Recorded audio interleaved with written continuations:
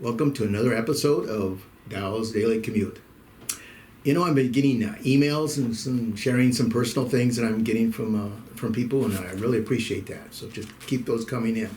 My personal email is godfather@prodigy.net. Godfather not only for the movie, which you love, but I am the godfather for all of our nieces and nephews born here in the USA. And our oldest nephew, Troy, who lives in Nebraska, his wife, Colleen, so it'd be my niece through marriage. Colleen's father has a type of cancer, and he's at home. And his wife has a daycare in their home. Now, this is a small little town in Nebraska, little Snyder, Nebraska. Only thing maybe they're noted for is the Spartan fire truck. They make fire trucks all over the United States.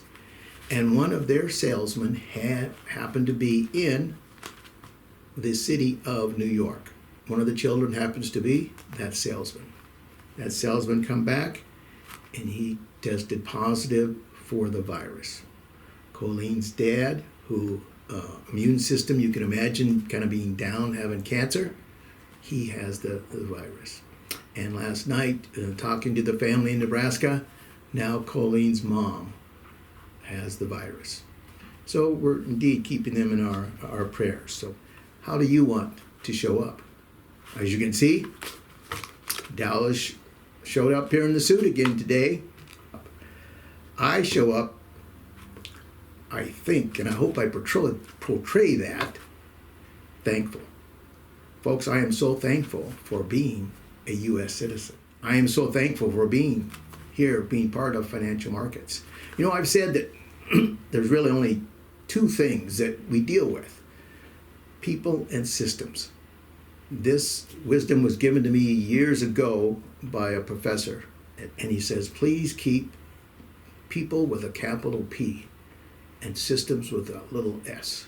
He says, don't let the systems get bigger than the people. And indeed, folks, I am so thankful and grateful for being part of financial markets here. I mentioned 1 Million Cups is an excellent organization. One thing I like about that is the enthusiasm and the vitality that these young people, entrepreneurs, are exhibiting, and ideas that they have. And they're not scared to weather the storm. Same way with financial markets. This old gray hair here, I'm able to weather the storm by surrounding myself with younger associates that they got their head to the wind. They are taking on the storm. And we're coming up with new ideas all the time, and that's to be with you and to help you. You know, I was born 3,628 miles from here. Think of that, folks. 3,628 miles from here. And this is where the good Lord put me. So, indeed, hopefully that I'm here to be thankful. When I get up in the morning, I try to have a consistent, steady Eddie, right? Okay? A consistent, proactive energy plan. I pray. I partake in a Bible study. I exercise. And music. Being an old baby boomer, it seems like music will soothe me. And of course, as being the baby boomer with the ears getting deafening more all the time, the volume's got to be cranked up all the time. One particular organization that maybe I would recommend would be that of Playing for Change. If you would Google the movement Playing for Change, this is music that you'll see, and the musicians are from all over the world. But they will take cover songs. Like last night I was listening to a Doobie Brothers song, and also then a Watchtower Jimi Hendrix song. But they will take those cover songs, and they will show them musicians, drummers from Africa, guitarists from Israel, singers from America, singers from Cuba, and they will all be collectively and bringing together that beautiful music of that particular cover song. Playing for Change. Playing for Change is what it's called there. So those are some different ways a little bit that I kind of try to put a proactive energy plan into place. And also, as you can see, I was in the Word. And there's one of our presidents, there's a little quiz for you. One of our presidents said, the president is deceased now, little hint. One of our presidents said, any need that you would have on this good earth, as far as advice and help, you can find in the Bible. And I take that as being the gospel, one that came from one of our presidents of this United States. Again, as we share things and stories and information and everything, I hope it comes across being sincere. You know, the word sincere, it means without wax. In the times in which there were sculptures being done, like Michelangelo and others, when they would go to the quarry and they would get out the blocks of the marble that they would go. But to start out with, he wanted a piece of marble that was what? Pure.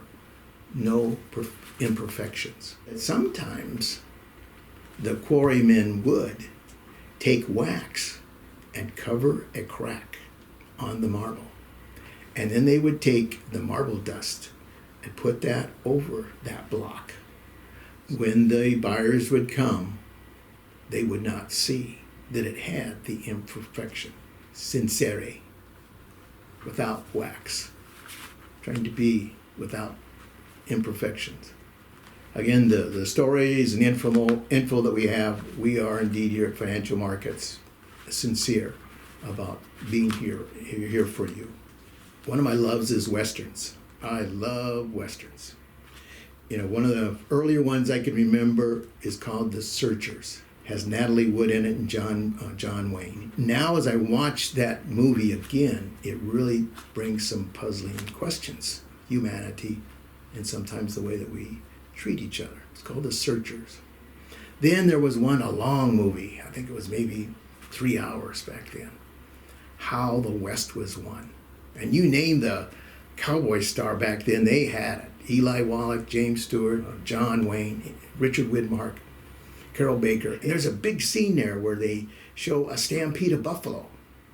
That scene was taken south of here, called Custer State Park, is where they did that particular scene there. Around our area, we have other ones, Gunsmoke. There's a scene done of Gunsmoke of our train there. Others, as we got more modern, of course, maybe some of you know of regards to Dances with Wolves. In Dances with Wolves, there was a gentleman that was driving a team of mules, and later he got killed. Okay, but the actually mules belonged to a gentleman that went to our church, and our pastor, old Pastor Bill, he raised Charlie bulls, and he would call him. He knew him by his name. We all know him by his name, but Pastor called him what?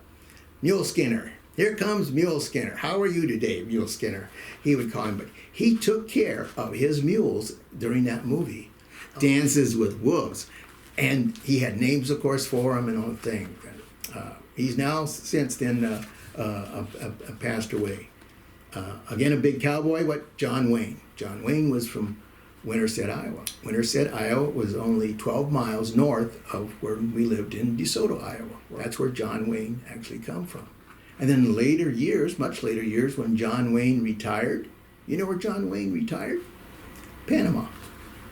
Another one that you may know of, not a cowboy, but Sean Connery, old James Bond, the one first in there. He's got a big estate there in Panama there. Jeremiah Johnson, there's a good fellow of mine, a good friend, Daryl Mall. And Daryl and I, we've probably seen Jeremiah Johnson 12 times together. We're at the point now that we will say the words before the actor on the screen will actually say them. And then we will look at each other, and then, of course, then we'll laugh. They come up on this fur trapper, and the only thing you see is his head, because the Indians buried him up to his neck. And he's bald-headed. And he says that aggravates him because he's got no hair for him to scalp. So they buried him up to his neck. Robert Redford, Jeremiah Johnson, comes up to him, and he says, how'd you get there? And the guy says, well, 'tweren't Mormons. he says. And he says, well, has anyone passed here lately? And the guy says, well, can't recollect because I can only see in front of me. I can't see what happened behind me. But we have, again, the whole script down where we have fun with that. So we indeed love the Westerns. And then you want to talk about tough-minded optimism. The character is a little girl, Maddie Steinfeld, from the movie True Grit. And the latest one I would listen to, not the one that has John Wayne. She has tough-minded optimism. And she goes forward. She goes forward in the storm. I mentioned Buffalo there at the How the West Was Won. And of course there's Buffalo that was from South Dakota here in Dances with Wolves. There's a story in regards to, kind of an object lesson, if you will, a bit, in regards to the buffalo. We here, where I'm at here in South Dakota, we a little bit have a benefit in that we're kind of right close to the Black Hills where Mount Rushmore is, that you know, or maybe Crazy Horse Monument. But also you get a little bit west and we're getting into the foothills and we get into the ranchers and that. So this time of year, we get, I guess, you get the benefit of seeing both. In fact, last weekend we took a little loop on Custer State Park and we were able to see a happening that happens every springtime. A buffalo calf. It's quite a sight, folks, to see a buffalo calf. Well, of course, during that same time, then the cattle, they're having their what we call calving season too. Okay, but there's a little bit of difference between the way the good Lord made the cow and the buffalo. When a storm comes up, and typically our storms will come over the Black Hills from the west, and of course go east and everything. You give a group of cattle, and they sense in the air that a storm is coming. As the storm approaches and starts going, they will head east.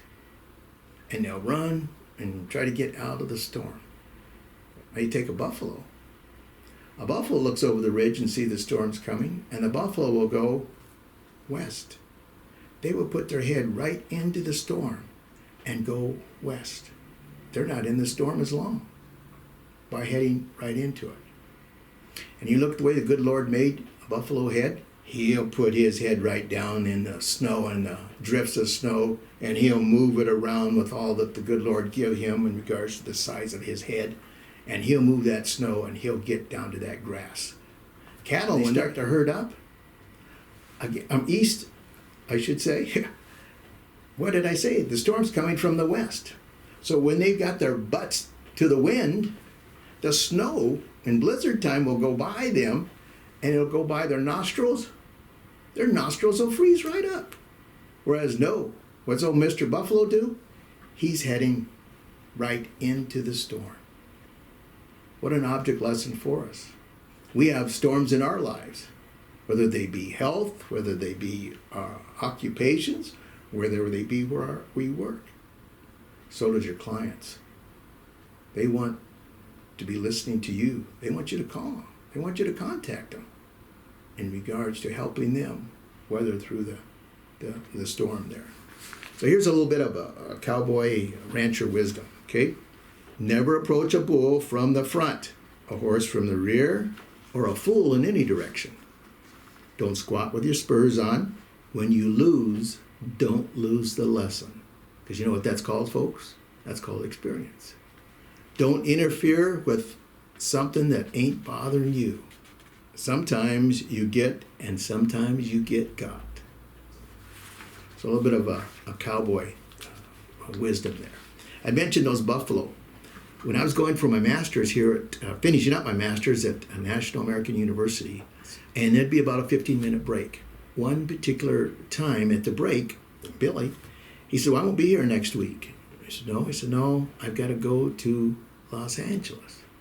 He says, I'm going to be helping with a commercial. And Billy, who happened to still works on a buffalo ranch, sold a buffalo to Levi's to make a commercial. They took part of a street, totally emptied it out, then did this commercial. And they spray painted these buffalo white. And then a week or so later, Billy comes back and he kind of tells us, he says, you're not going to believe it. He says, the guy shows up with a U-Haul. and a bunch of U-Hauls and pickups, and they were going to put buffalo in that. And we told him, you ain't going to put this buffalo in this U-Haul. He's going to go where he wants to go, when he wants to go. And we can tell you, you get down the road, and he's going to tear that U-Haul all up. So the guy from Los Angeles then takes all the U-Hauls that he'd rented and took them back into town here. So guess who got hired to take the buffalo to Los Angeles? Billy and his crew and everything. Then he said, Ed, they had no idea in regards to, they wanted these buffalo to be herded, you know. He said, for them to do this, you know, stop action and all that, he says, that isn't going to happen. He says, hopefully they'll go one particular way and that's it. Well, afterwards, they didn't know what to do with the buffalo. So he said, we bought them back, pennies to the dollar. He said, so it was a pretty good deal after all in regards to kind of the city folks, as he put it, to do that. There's going to be people out there and they're going to want, they need information from you. That you know what, one of the top 5 things that are being purchased right now that the UPS and the FedEx guy is delivering? Exercise equipment and playground equipment. So I got to put this together so we can get the kids out the door. Now it's going to be turned a little bit nice. And what? I need to get on this bike or whatever it might be to do that. And they said, they are delivering these things right and left. They want to be an emotional purchaser. So your client may have that permanent policy and it's got a living value. It's got that cash value there. All of a sudden they decide what? They don't need the death benefit. They don't need the living benefit. It's got this value, and so they want to cash it in like that. Emotional purchase. Okay. Maybe they have that IRA, they have that 401k, and they say, "Oh, there's going to be no penalty anymore. I want to cash that in." They're being emotional purchasers at that time, folks. They need you. They need that stability. They need to have that help to face the storm there. Okay. So think about the added value that you're bringing there. Okay. You're bringing that expertise there. You're bringing that calmness. You're bringing that positive atmosphere there, okay? One, be there. As I say, reach out to them, call them, send them a card. Handwrite them and send them a card. What an opportune time to contact them. Communicate proactively. Be proactive. A good old author, one of my books there would be Zig Ziglar. He says we need to do what? Get up in the morning and do a checkup from the neck up. He says they're not stoplights, they're what? Go lights. It's not an alarm clock, it's what? An opportunity clock. Okay. My son's Justin's probably heard these things over and over. Poor kid. In high school he had a math test. And I said, how'd you do on your test that you studied for? He says, I don't think I passed it. I says, maybe I did, but I don't know. I said, well, you got to be positive. Justin pauses for a while. Well, I'm positive that I didn't pass it. So we got to be positive in the right venue there in regard to that, and getting a sense of consistency there. You know, some people, or maybe people that they know as far in regards to relatives or thing, may have been furloughed. You know, maybe their existing insurance was group insurance. We better look at the wording of that. They need you there to look at the wording of that. Because sometimes on that group insurance, it says the word in quotes, actively at work. So there could be some of your clients themselves or their family members that there may be an assumption that they have coverage there and they don't. That's one thing with an insurance contract, whether it be casualty or life or health. Contract is made up by what? The insurance company. The client signs it or not. Okay. But we can't add to it. There's no assumptions made for it. So that phrase, actively at work, and it's there a lot of times in group insurance. Maybe something you'd want to look at there. There can be different phases of our life events where then people will really think, I don't need this insurance anymore. There's such a thing, and we deal in that industry ourselves in that particular facet. This is called life settlement. Life settlement would be where then the owner of that policy, that's an asset. That could go right on their balance sheet, okay? Of them owning that asset, much like let's say a car. If I wanted to sell my Miata, which I don't, but if I did, then it's an asset of mine. I own it. I've got the title to it. Well, this life insurance policy is an asset. That owner of that policy has that particular asset, and they too could sell that. But they were thinking of letting it well, I'm going to let it lapse, or I'm going to let it go on extended term insurance. But I just can't pay that premium anymore.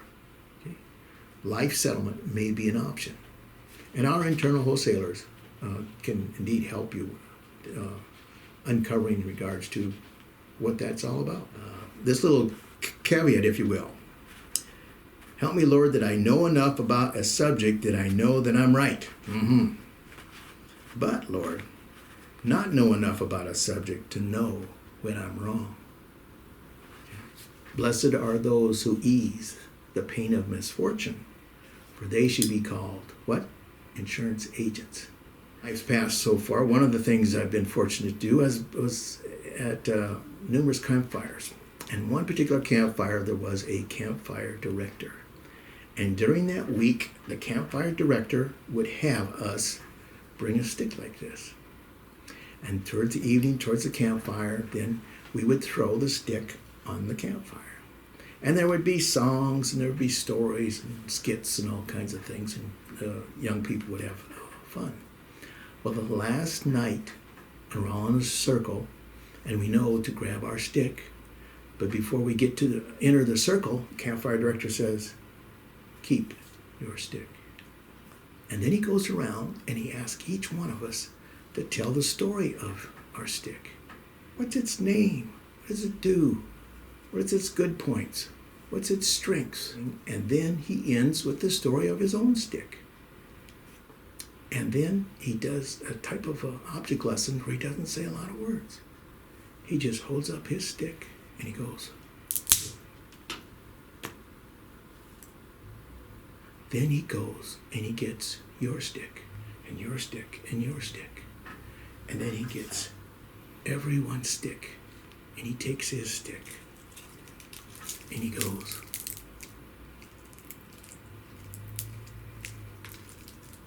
Folks, that's what we're here for, is that we may bend, but we're not going to break.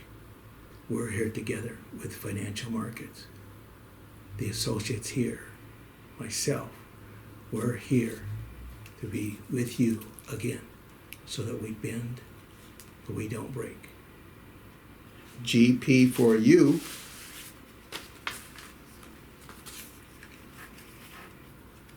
equals G. Had some guesses, but they're not closed, okay? I'll give you a hint this week. God's. This G stands for God's. GP for you equals G. I've got just a couple videos for you. They're not very long. They're probably less than 2 minutes each one. One nonprofit is called Life Happens, and they've got a short little video that I'd like you to take time to listen to.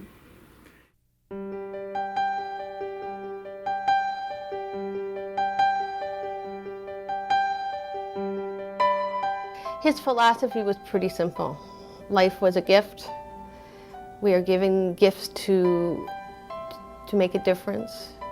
It's important that each person make a difference. We're all here for many reasons, but you should take the gifts that you have and give them generously. Same time every year, he and a group of colleagues, as we understood it, would go to Ecuador and serve the poor in hospitals there where they otherwise wouldn't be able to get that kind of care. He saw this as a way of paying back, a way of serving people in need, a way of making his skills available to people who wouldn't otherwise have them. It was a bright, beautiful day, and I can see Sarah coming down the steps, and she saw me and she smiled because she was glad to see her minister, and then she looked over my shoulder and saw these other two doctors and immediately knew that I had come for another reason, and she screamed and said, "Oh no."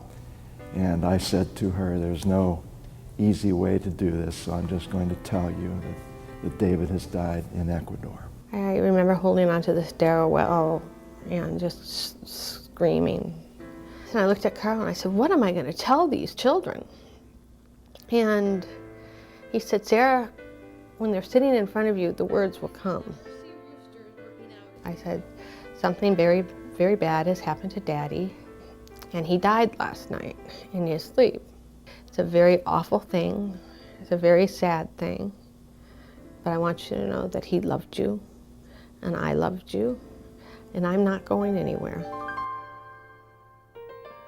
David and I spoke very openly about what money was where and what it was to be used for, and I knew that money wasn't going to be an issue. Life insurance was one of those things that my husband David felt really strongly about. He wanted to make sure that we could stay in our own home. He wanted enough money there that if I chose not to work for the first 3 years, that I didn't have to. It has allowed me to bring a nanny into our home and has made life easier, much easier for the kids, and has made a huge difference in my life. There was a great comfort knowing that we had done this, and the best gift any person can leave for their family is to take these steps, and they're not always easy steps to take, to sit down and decide what you're worth and what it's going to take for your family to survive without you.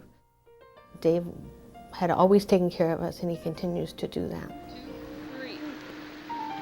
I miss him when I wake up in the morning, and I miss him when I see my children and asleep.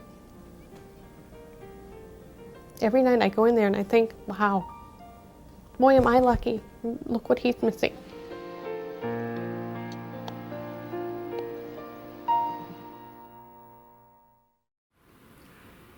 I hope you agree with me that that was an excellent video. They're putting together some more that they're offering to us as an industry. We were able to bring this to you because one of our carriers is American General, and Connors in partnership with Life Happens, and that's how we're able to bring that to you there. So again, I hope you enjoyed it. I do every single time that I watch that and see what the planning that was done for this family, and it was done because of a professional like you. This video here, folks, I think timing-wise couldn't be better. And income annuity, a guarantee. The first time I sat in the driver's seat of one of these race cars, it was the first time that I actually felt freedom. My name's Elaine Larson. I'm a 2-time IHRA Jet Dragster World Champion. And the fastest speed I've ever been is 336 miles an hour.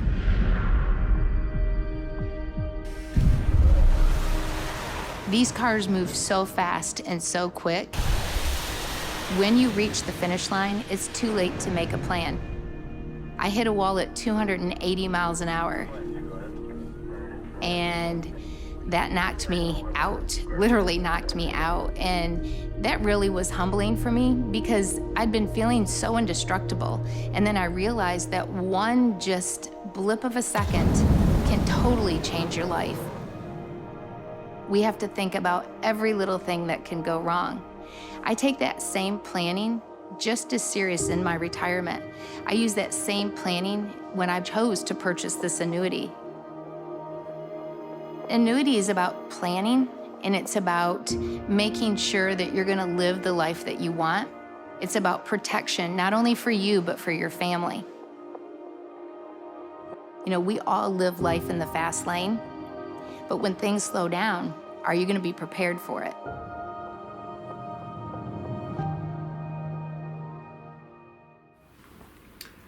Wasn't that lady something? I mean, going down that track that fast. And she took the time to work with a professional like you to plan for her retirement and know that the product had the G word, guarantee. So you stay tuned for next week. We're going to have more information for you, as pertinent as we can bring it to you. And, of course, more stories. Where? On Dow's Daily Commute. Take care.